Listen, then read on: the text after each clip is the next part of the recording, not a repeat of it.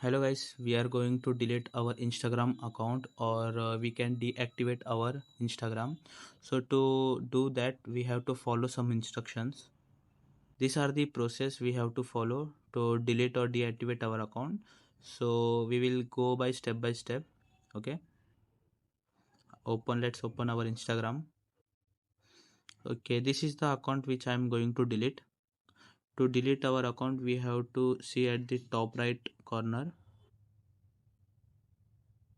Then we have to select the account center at the top here. Okay, after selection at the bottom here, manage accounts, we have to select that.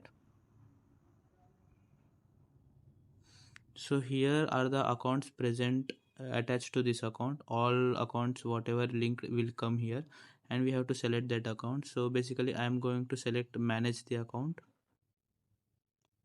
Then here there are two options, deletion or deactivation. So we are going to delete it. Okay, so from about two option we have to select one. Either we have to delete or we can deactivate our account. So I am going to deactivate my account, then continue. Then again we have to press continue.